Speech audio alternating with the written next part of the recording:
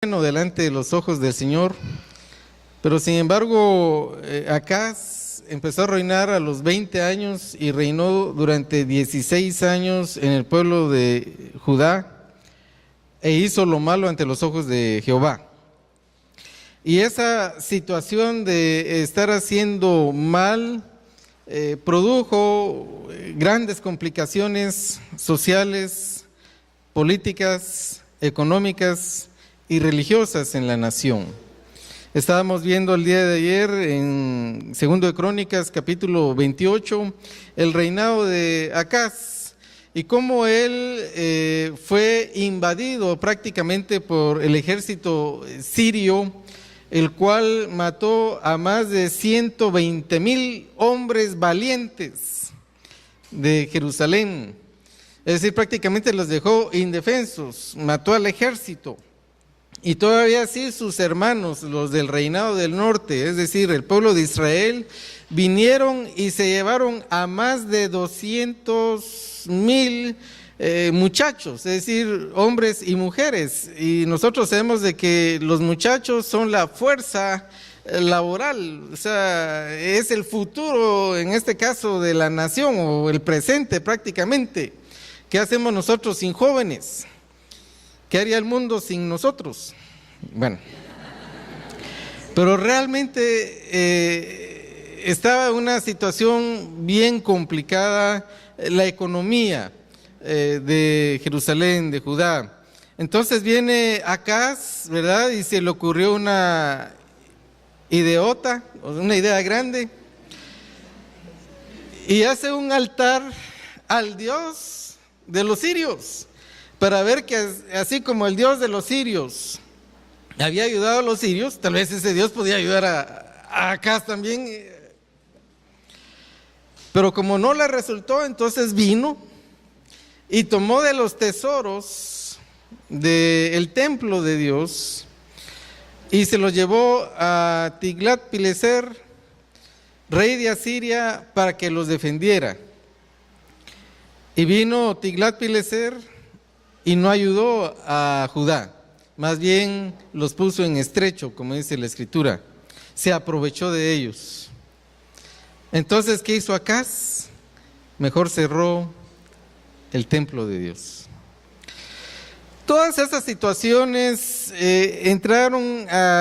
formaron o crearon una situación social, política, económica y religiosa en Judá, bien difícil, a tal grado pues que vivir allí en esa comunidad era un desorden.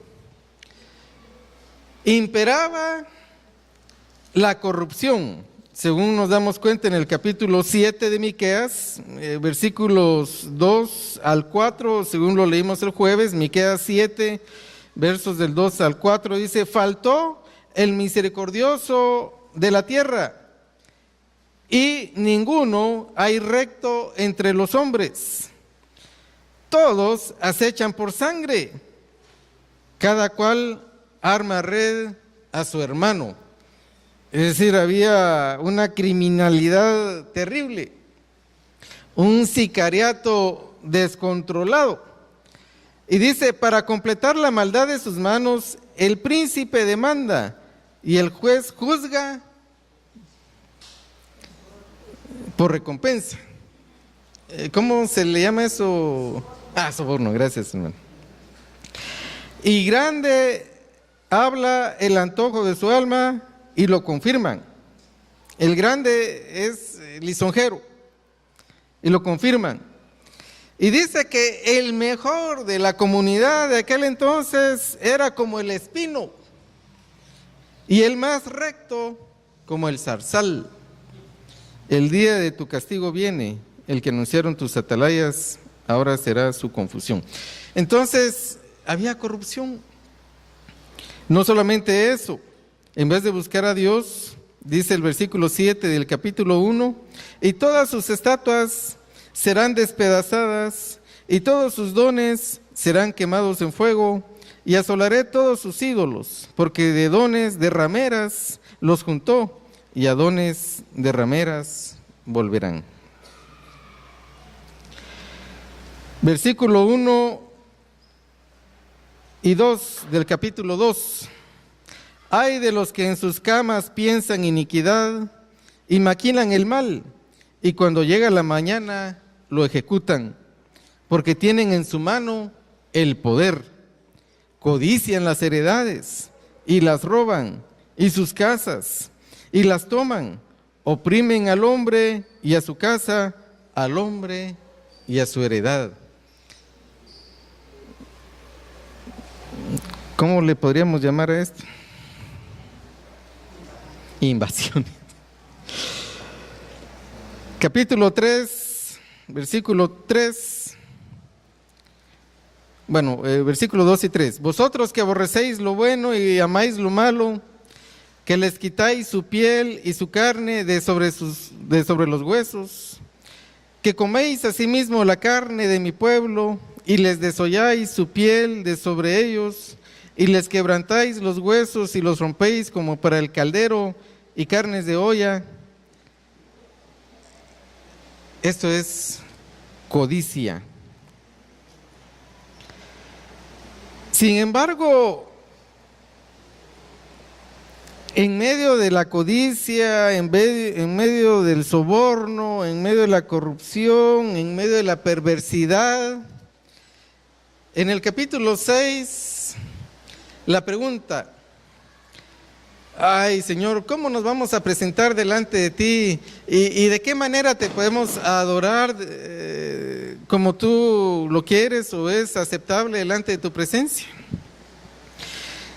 Y decíamos, mis hermanos, que lamentablemente la adoración, más que todo, como hacía referencia a esta frase de este canto, es una experiencia emocional. Pero la palabra del Señor nos está diciendo que aquella persona que quiera adorar a Dios como una experiencia emocional es inaceptable, puesto que el que se acerca a Dios para adorarle tiene que estar consciente de su entorno, tiene que estar consciente de las realidades de su comunidad, tiene que estar consciente de las realidades de su país. Y para adorar a Dios se debe practicar la justicia en primer lugar. ¿Cómo podemos presentarnos delante del Señor habiendo tanta injusticia? Es la pregunta. ¿Cómo podemos adorar a Dios estando ajenos a las realidades de nuestra comunidad? Ajenos a las realidades de nuestro entorno. ¿Será que por lo menos nos hacen cosquillas lo que realmente está pasando en el país? ¿O lo dejamos? Eso es político. Nosotros somos la iglesia. ¿Será que la iglesia no tiene nada que ver con las realidades que nos rodean? Y como decía ayer, tener ese pensamiento hace que la adoración a Dios sea inaceptable. Peor aún, si somos partícipes de las injusticias, la adoración a Dios es abominable. ¿Qué es justicia? Para presentarnos delante del Señor y contestar la pregunta del versículo 6 de Miqueas 6, ¿con qué me presentaré ante ti, oh Jehová, y cómo adoraré al Dios Altísimo? Y la respuesta está en el versículo 8. Él te ha declarado lo que es bueno, y lo que realmente pide Jehová para recibir esa adoración es hacer justicia. No es estar juzgando, es hacer justicia. ¿Y qué es justicia? Simple y sencillamente es hacer lo apropiado, es hacer lo legal, es hacer lo debido, es hacer lo correcto. Y definitivamente aquí en el pueblo del Señor no solamente se debe de practicar la justicia, se debe de exigir la justicia. y se debe velar por la justicia. Y aunque esto muchas veces nos cueste caro.